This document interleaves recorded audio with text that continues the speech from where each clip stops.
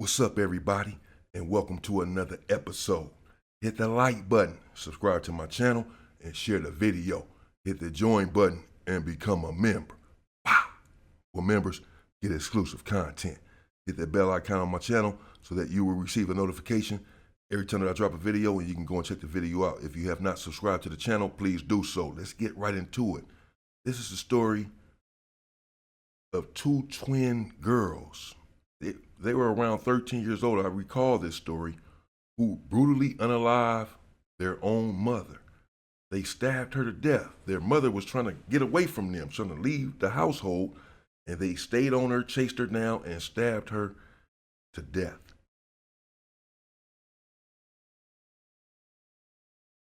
Let's just get right into this story. This shit was crazy. The tragic end for Nikki Whitehead was the last chapter in a troubled, difficult life.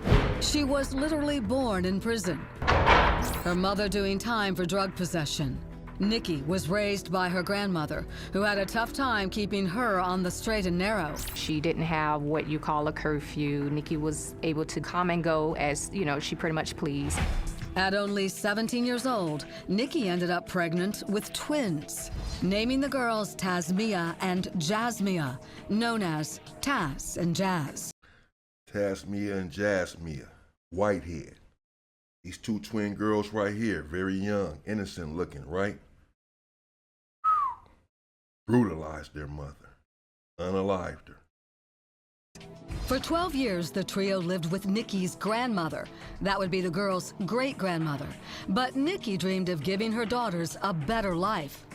She definitely didn't want them to go in the same direction, that the path that she went down. So Nikki and the twins moved about 20 miles away to Conyers, Georgia. The young mom made sure her girls had the advantages that eluded her, putting them in dance and music classes. Nothing but the best for her beautiful princesses. She did their hair, their makeup, and it was just, for Nikki, when it came to her kids, it was always a celebration. The girls were also straight-A students, with hopes of one day going to Harvard. But their path to success was dramatically diverted when the girls hit high school. It was difficult for them to start hearing and accepting, the word no. As Nikki became more stern, that's just something that they couldn't get used to. Taz and Jazz bitterly resented their mother's discipline.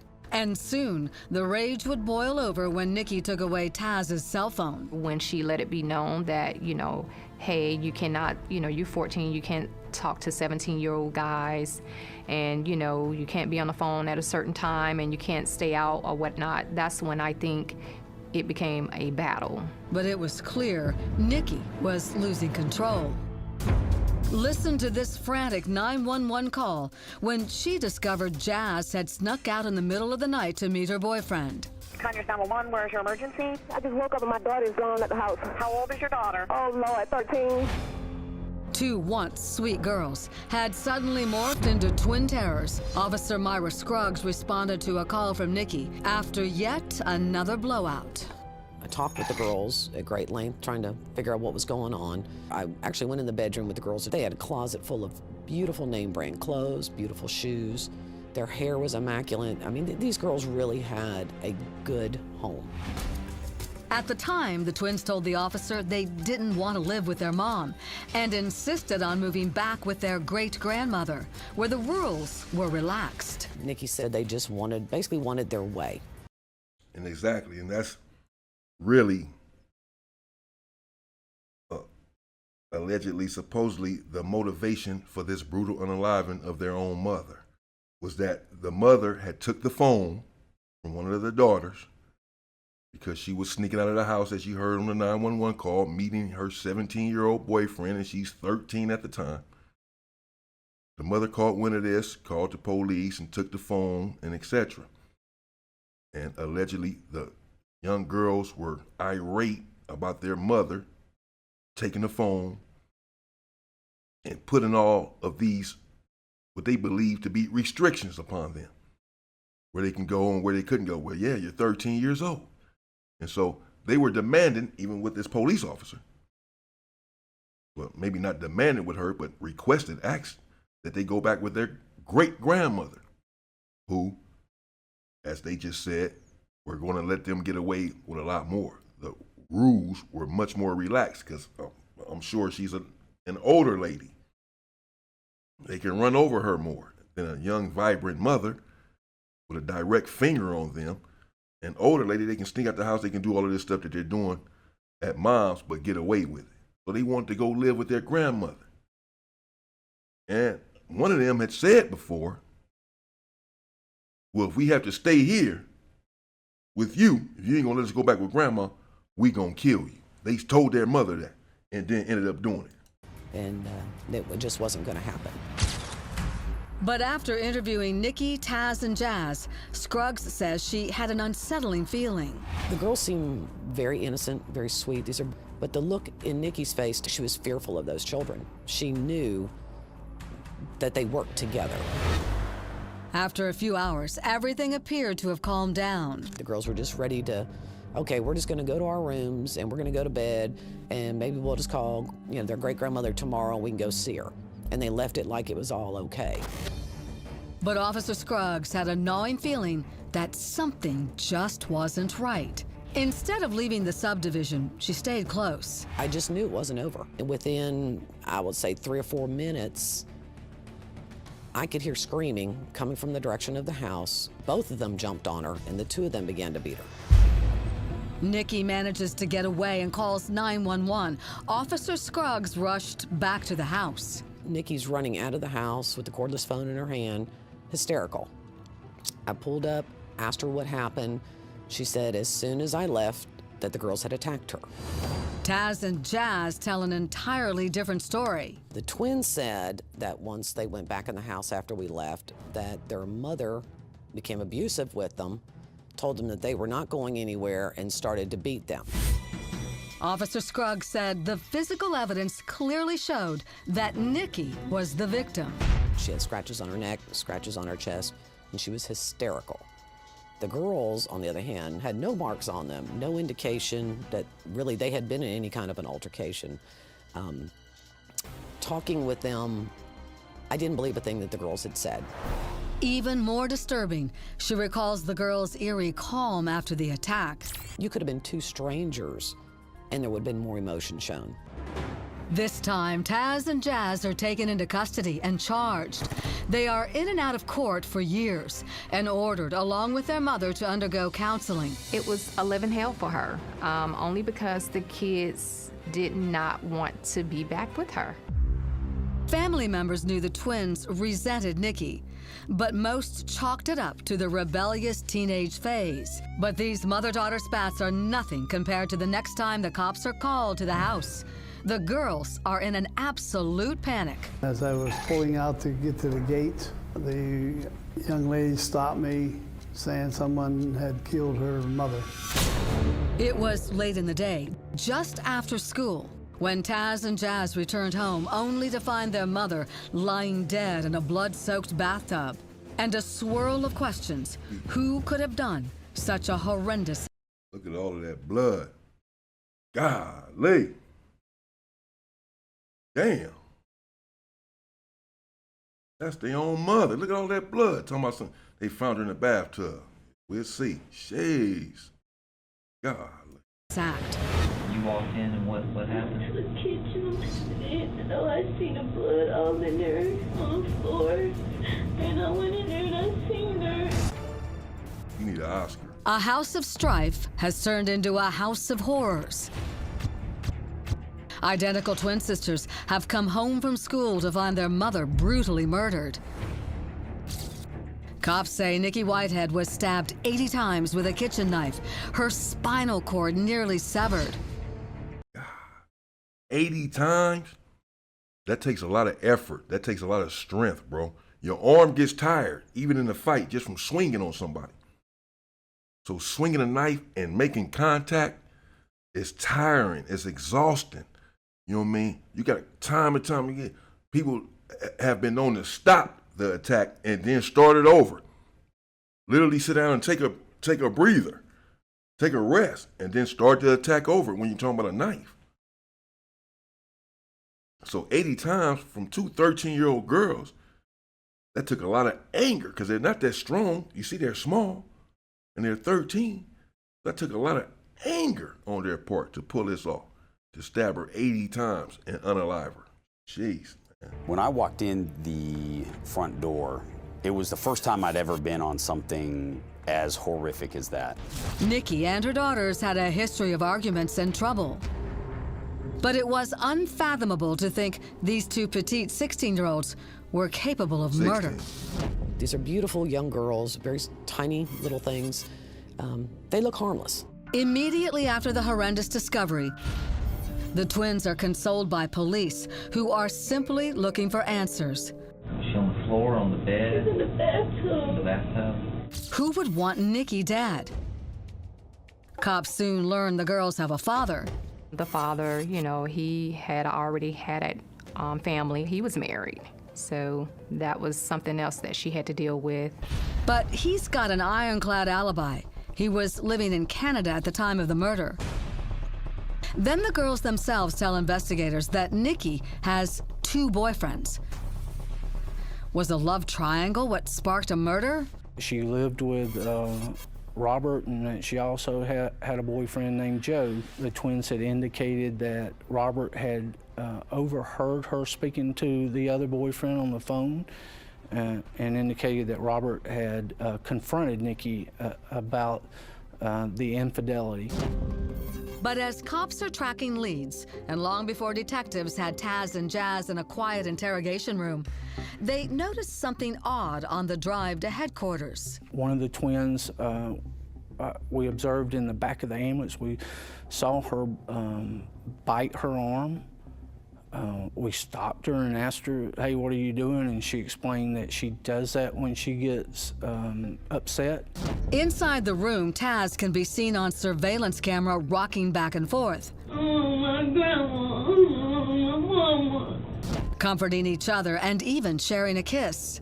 You walked in and what happened? To the kitchen and put myself down. And I seen the blood all in there on the floor.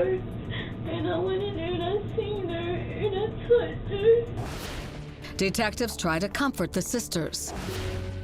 But then, a startling comment takes Detective Ken Swift off guard. These two girls were, hugging each other and in each other's arms.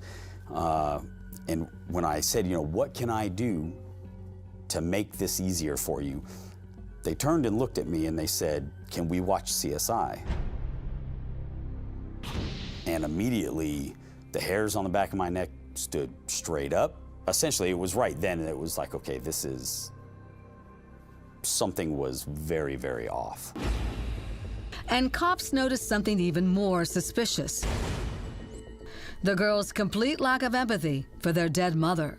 They would cry a lot, but it was tearless crying. When I would ask them to describe their mother, they were very insulting of their mother. During the interview, detectives observe the twins are still wearing gloves. Let me see your hands and your arms. What happened here? I got into a fight. Did you get in a fight with her? But as they weave their story to cops, back at the bloody crime scene, investigators are uncovering physical evidence. Evidence yielding valuable clues. The sinks were completely clean and wiped. We found shoes in their back of their closet that had blood on it. And in Taz's bedroom, what could be the most macabre piece of the murder puzzle. I noticed there's a pair of brown boots that have a significant amount of blood on them, and they're in a shoebox. I found a clump of hair, which normally a clump of hair is insignificant in a female's house simply because there's hair everywhere. But when that clump of hair has been pulled out of somebody's head and then has been wrapped in a napkin and stuffed into the toe of a shoe, you begin to realize that the twins were not telling us anything that was truthful. Investigators begin to realize it's no former boyfriend or husband who carried out this murder. The killers are right under their noses. Right now, we gotta be strong so they can catch the person who did it. The teenagers seem clueless, or is it an act? Take a look at... It's an act. We got to be strong so they can get the person who did it. They kissing each other and all this. You're my Oscar. What the hell? They 16 years old. They're not crime savvy, man. Their whole story is breaking down fast. Look at how Taz looks directly at the surveillance camera. Knowing she's being filmed, giving an award-winning performance. I'm never gonna be happy now. Because somebody was selfish and took my mom away from me. But the twins' lies begin to unravel further when detectives retrace their movements on the day of the murder. What time did y'all leave the house this morning? We missed the bus, so we had to walk. You walked all the way to Rockdale? It's not far. About what time did you leave? 7:30. But surveillance video from a nearby gas station shows the twins didn't walk to school that day. They actually hitched a ride from a stranger. We began catching them in lies concerning their time frames or their details. They began to be very angry and would become argumentative and very uncooperative. And the high school surveillance video shows the twins in the hallway, hours after they told police they arrived at school. We were able to determine that they arrived there at mid-morning, where they told us they were only about 10 minutes late for school. Detectives separate the twisted, inseparable teens, putting them in different interrogation rooms. Being apart seems to wear them down. You think we did it? I don't think y'all did nothing. Why you say that? It seemed like it. Who said that? Well, it just seemed like how y'all were questioning us and something that seemed like y'all think we did it.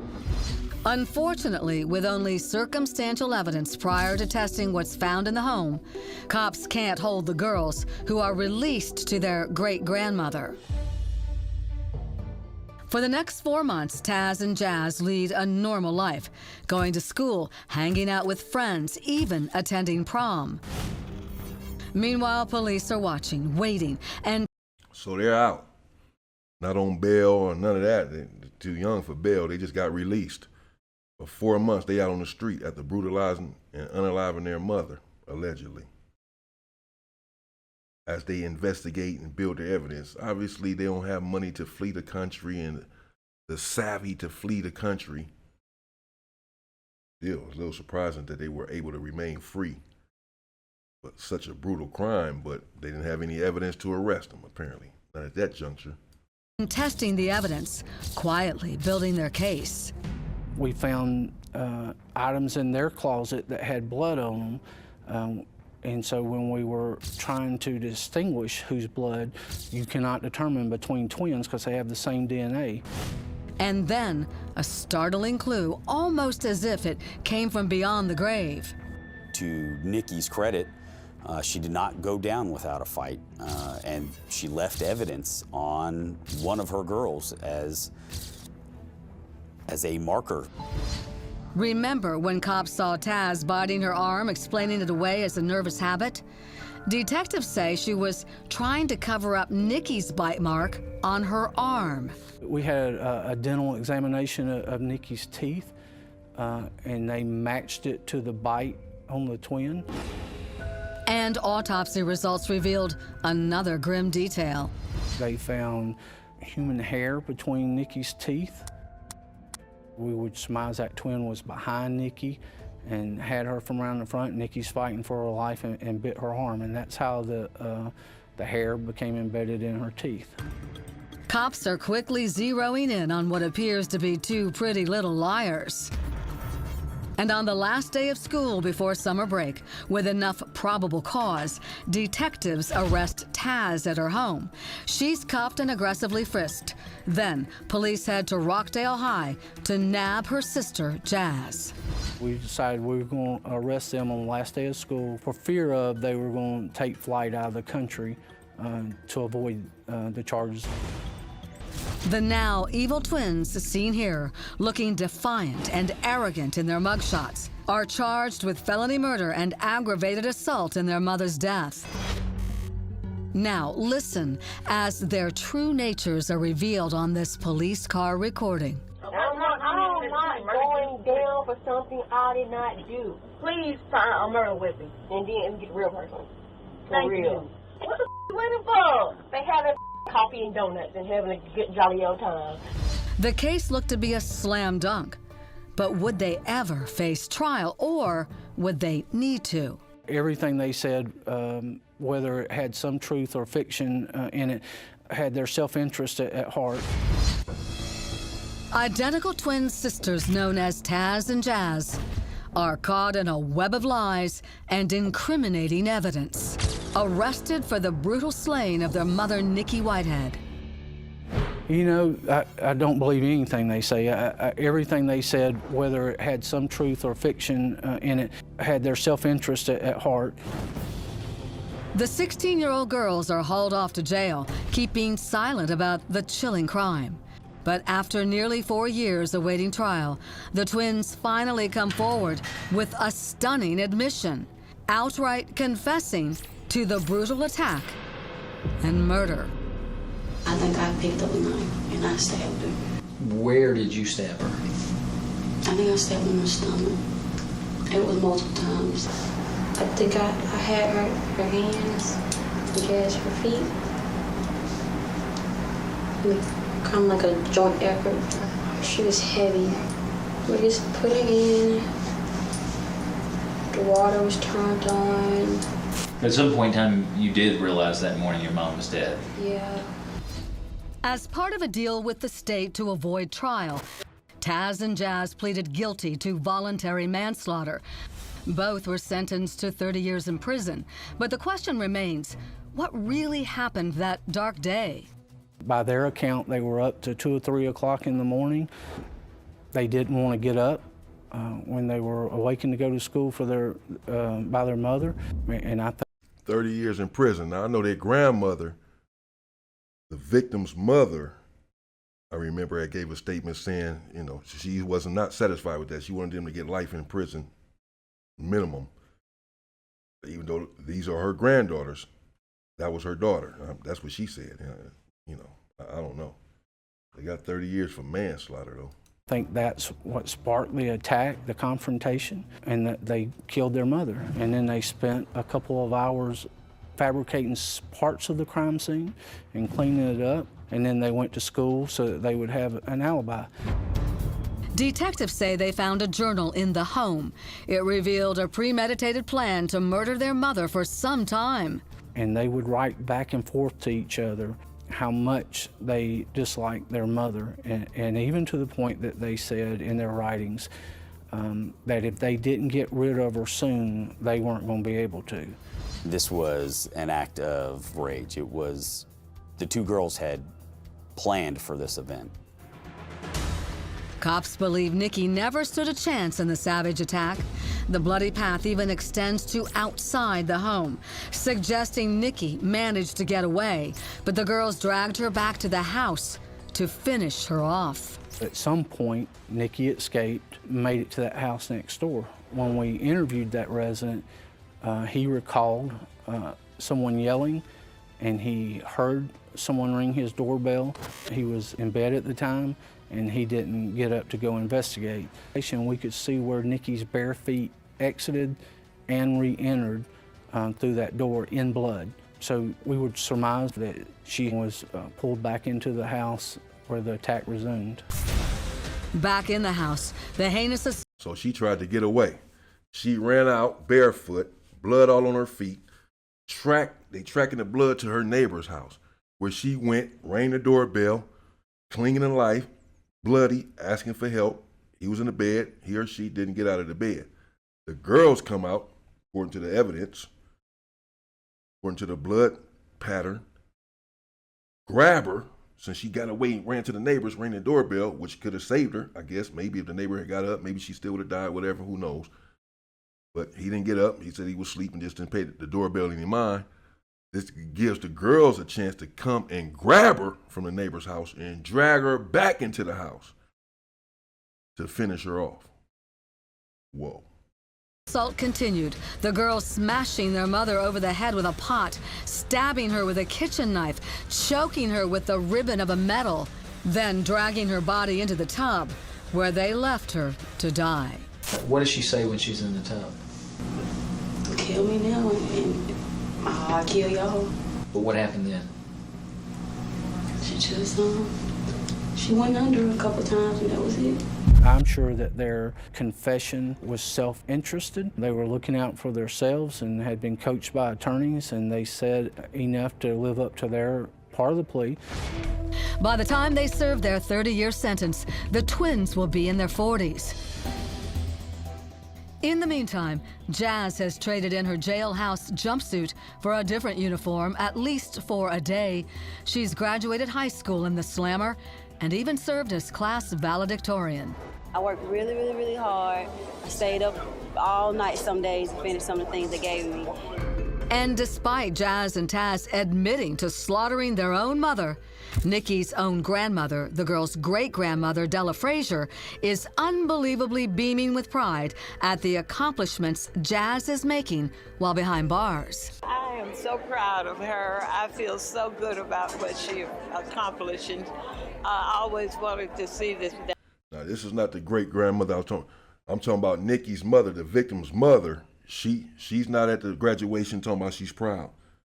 That's the great-grandmother. The mother, their grandmother, not their great-grandmother, which is what she is, but their grandmother, the victim's mother, Nikki's mother, she released a statement saying something totally different. She doesn't agree with the sentence. She does not believe that the punishment was heavy enough. Day come that she graduated and moved on to things that she wants to do in life, because she is a very gifted girl, very. And yet, underneath the proud smile is a cold-blooded killer, part of an evil duo who viciously killed the very woman who gave them life. She had fought for her life. You know that her last few moments of life had to be horrible. She was being murdered by her own daughters, twin daughters, and that she fought for her life and lost. But to try to get inside the minds of Jazz and Taz Whitehead, we brought in forensic psychiatrist Dr. Daniel Bober. Doc, thanks for being with us today. Thanks, Chris. You ever see a case quite like this where you have twins, good students, active kids, murder their mother? Chris, this is a relatively rare phenomenon. Only about 2% of homicides are what we call patricides, or cases where kids kill their parents. And out of that 2%, only 15% are daughters that kill their parents. The mother was stabbed some 80 times. That's sending a message. You know, it's interesting that you say that, because the majority of the cases where daughters kill their mothers, you see this quite often, where they'll be stabbing 60, 70, 80 times. There's just so much rage, especially where the daughters kill their mothers. Are they able to be rehabilitated? Obviously, it will depend how they do when they're in prison. Are there any violent episodes while they're incarcerated? But absent that, I do think that when they come back into society, if they had the right supports, there would be a good probability for rehabilitation. Doctor, thank you. All right, there y'all have it, Jazz and Taz. Wow. 16-year-old little twin girls brutally unalived their mother, admitted to it after 4 years. She tried to get away. They chased her down, busted her upside the head with pots and pans, stabbed her 80 times. Y'all saw all the blood, put her in the bathtub.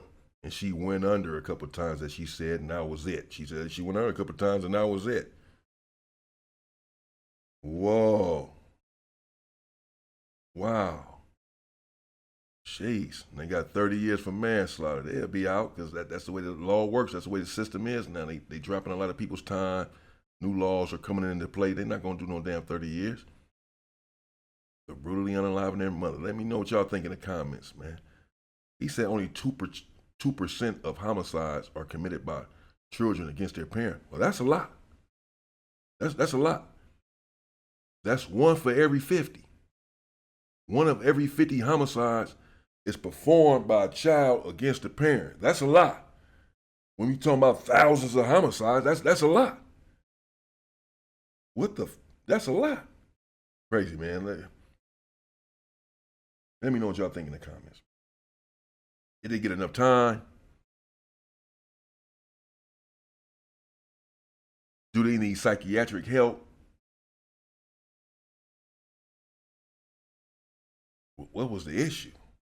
Y'all let me know what y'all think, man. I'll be back. And in the meantime, stay free, people.